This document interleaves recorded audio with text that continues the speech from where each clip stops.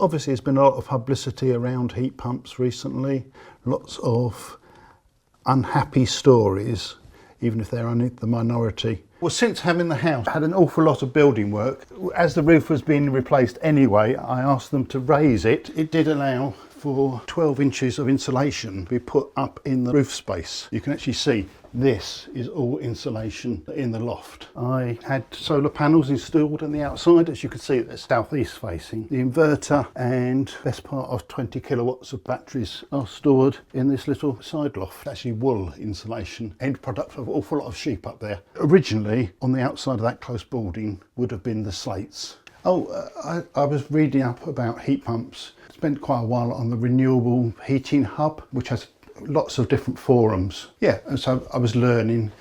I saw him answer a couple of questions. I thought that's the sort of person, the level of technical knowledge and experience I want dealing with my house. If I'm going to do it, I'd like to do it right. So that's how I found him. Once we're designing these systems, we're looking at how we can apply the heat, distribute that around the house, how we can keep the energy bills as low as possible and keep the efficiency of the system up as high as possible. So the idea is the system is going to be efficient, it's going to be quiet, and it's going to recover the heat loss in the building in time, but not over design it, and don't have a system that's too big for the house. I would never buy anything if I didn't feel I understood the ins and outs of it, especially something as important as heating in your home. Ripping out a perfectly good gas boiler and replacing it with something I'd want to understand. Is it going to work? Is it actually going to be more comfortable? Is it at least not going to cost me any more? All gas has been capped off as part of the heat pump installation. Always had an electric hob and electric oven since I moved in. This little bit at the back's been added. They've taken out the gas boiler that was there and the hot water tank that was underneath it and replaced it with this rather larger tank, so there's always hot water. I had a shower this morning from water heated 2 days ago. It's very good at retaining hot water. If you'd like to come out and see the actual heat pump, it's tucked away around the corner here. Originally I was asked for it there. Just thought it was out the way and nice easy runs, but one of the very competent team from Simon said, well, why don't you put it there? And in retrospect, it's a much better place. Can't see it from inside if you're more than about 2 foot from the window. It's really neatly run in with the pipes along there and straight through the wall onto the hot water tank just inside. So you've got about 2 meters of pipe work from the heat pump to the hot water tank and into the heating circuit. Brilliantly quiet. My neighbours haven't commented about anything. You can stand here having this level of conversation, no problem whatever. It's quieter than the old gas boiler used to be. It used to make a row as it pumped out above your head.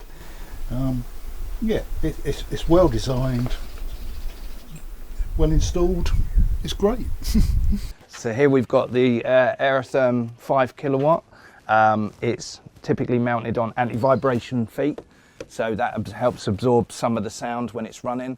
These are extremely quiet. Sometimes they're so quiet, if there's any background noise, when we're commissioning these, we make a joke, the engineers will say to one of the team, is it running? And we physically have to look at the fan to see if it is, or put our ear to it like this because they're so quiet. You need somebody that really knows what they're doing, come in, do a heat loss calculation, and to understand where the heat's going, where you need it. So when you get a system that's got radiators on it already that's adequate for the room, sometimes the client might want to change them anyway. And when they do, what you need to do is find something that's considerate to the room, and then that also allows you to cover the heat required for the room as well. This room doesn't get cold. I strongly suspect that's over the top, but if we ever get -5, -10, I'm sure it will cope very nicely up here. So what we found here is Dennis, when we were designing it together, Dennis asked very kindly if he could keep his towel rail. We tend not to want to do that from a design point of view because the output of a towel rail can be 50 watts to 150 watts subject to how big. So what we did come up with, which is becoming more popular, is we put another heat exchanger in series with it. So this is technically one radiator. The pipework comes in, the flow comes in on the left of this one, heats the room from this, and the residual heat that's left over is enough to dry his towels out, which is the purpose of why he wanted to keep the towel rail. I'm not a big fan of how it looks, but it will work brilliantly. It doesn't detract from anything, and it's allowed me to keep the towel rail. The trouble with towel rails is people put towels on them and insulate them, so there's no heat going to the bathroom. When he came and did the survey, he spent, I think it was 3.5 hours here, because I kept asking silly questions and do this and could we do that, etc. Oh, he invited me down to his